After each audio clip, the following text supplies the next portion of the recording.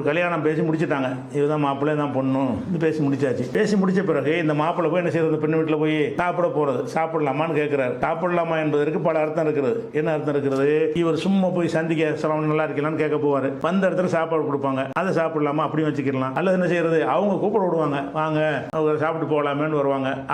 அதுவும் சாப்பாடு தான். அல்லது என்ன செய்யறது, நிச்சயித்த பிறகு மேலும் மேலும் ஃபங்க்ஷன்களை அதிகரித்து அதன் மூலமாக சாப்பாடுக்கு செலவைத்த அந்த குடும்பத்தார் தலையில் சுமத்தி அது சாப்பிட்ற இப்படி பல வகை இருக்கிறது. அப்ப இஸ்லாத்தை பொறுத்தவரைக்கும் என்னன்னு கேட்டா, ஒரு சடங்காக ஒரு கடமையாக உண்டாக்கினால் மட்டும்தான் அது தடுக்கப்படும். இல்லைன்னா விருந்து எப்ப வேணாலும் கொடுக்கலாம், யாருக்கு வேணாலும் கொடுக்கலாம். எந்த ஒரு நோக்கம் இல்லாம சும்மா கூட என்ன செய்யலாம், ஒரு நாலஞ்சு நண்பர்கள்லாம் சந்திப்போம் சொல்லி இன்னைக்கு நம்ம வீட்டில் விருந்து வச்சிருக்குவாங்க அப்படின்னு சொல்லி கூப்பிடலாம்னா கூப்பிடலாம். ஒரு நிகழ்வை ஒத்தி கொடுக்கறதா இருந்தா வீடு குடி போறதுக்கு விருந்து கொடுக்கலாம், கல்யாணத்துக்கு விருந்து கொடுக்கலாம், வலிமா விருந்து கொடுக்கலாம்.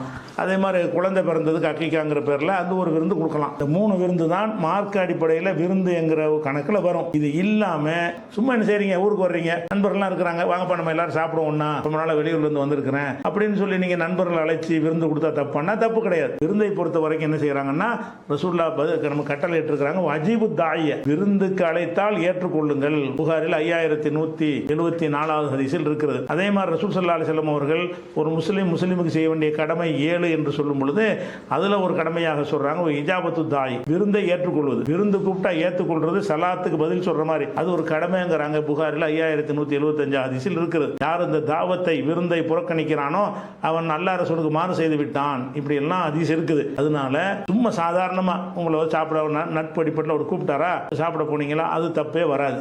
யார் வீட்டுக்கும் போலாம், யார் வேணாலும் என்ன செய்யலாம். அங்கே நம்ம வீட்டு நிச்சயம் பண்ண வீடா இருந்தா, நிச்சயம் பண்ணாத வீடா இருந்தா என்ன, சும்மா ஒரு அறிமுக தொடர்பு அதிகப்படுத்திக்கிறோம் நினைச்சு கூப்பிட்டாருன்னா அது ஒரு ஆளுக்கு சாப்பாடு கொடுக்குறது பெரிய பஞ்சாயத்து கிடையாது. அவர் கூப்பிட்டா நீங்க சாப்பிடலாம், நீங்க கூப்பிட்டாலும் அவர் சாப்பிடலாம். தடுப்பதற்கு எந்த ஒரு ரீசனும் கிடையாது.